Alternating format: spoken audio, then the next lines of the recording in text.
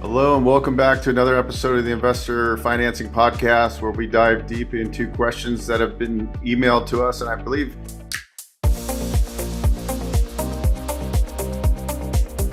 All right, Bill, what do we have today, please?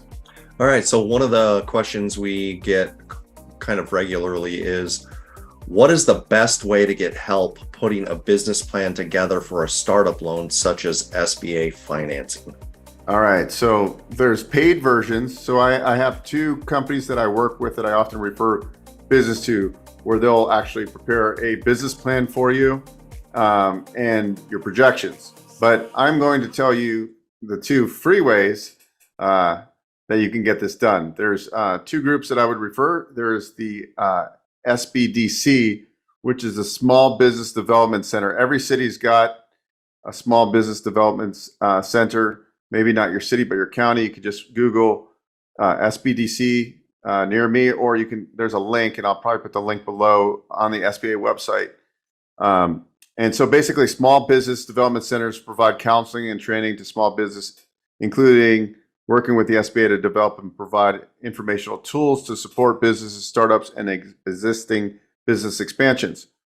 So we want to ask and find the CAT Advisor Division. Okay, the CAT Advisor Division, and CAT stands for Capital Access Team, and that's part of the SBDC. Okay, that's the number one place I recommend. Secondly, if not there's always SCORE, which is score.org, which is another great nonprofit association which can help you put business plans and projections together so you can get your loans approved. So that's where I recommend a lot of the people that call me place to start. If they want a little bit more hand-holding, there's paid versions, and some people prefer that because they can get a business plan turned around a little bit quicker. But the free options are definitely great. So I'm going to link below to those two places to look for those two associations. Great place to start. All right, the second question we have today is, what is the best financing option for buying a franchise? Okay, so first what we're going to do is we're going to go on the SBA directory. We're going to see if it's approved on the SBA directory or if there's any comments.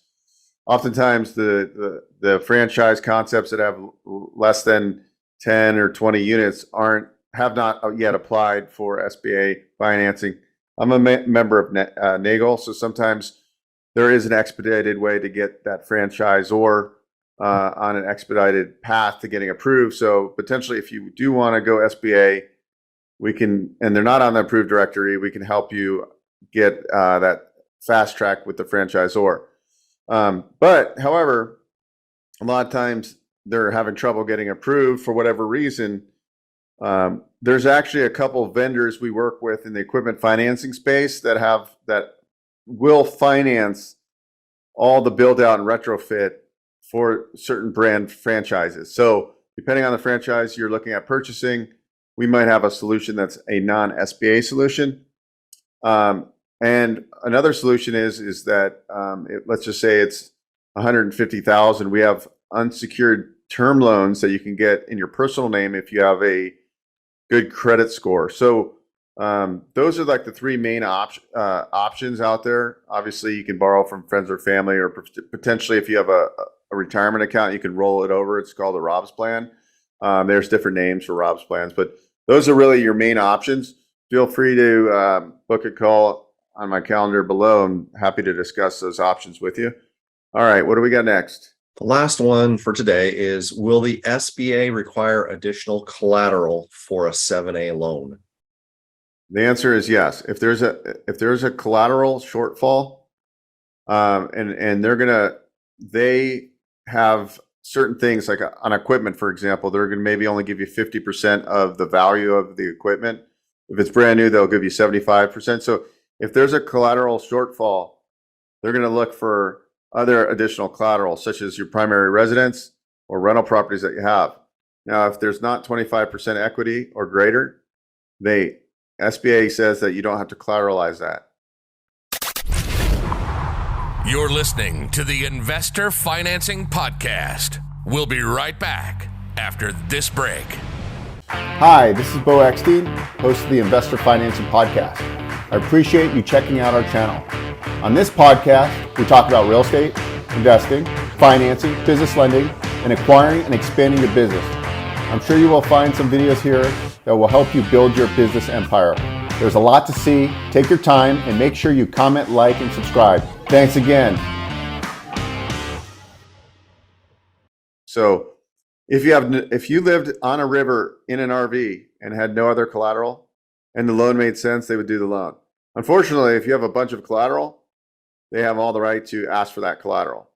Now, if you happen to if there's liens like HELOCs on those, and there's not 25% of equity on those rental properties or whatever, then it's at lender's discretion to collateralize that. So even if there's not 25%, the bank or non-bank SBA lender still may require additional collateral.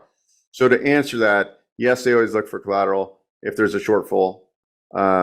We have different formulas to figure out the liquidated value of each of those assets, depending if it's real estate or heavy equipment. So it's a little complex, but essentially, if you don't have the equity, they're not going to look for it, but they could still put a third or fourth lien on a property if they wanted to. So it's really, with SBA guidelines, SBA will set the precedence of the rules, and then banks overlay on top of that, and they have different criteria.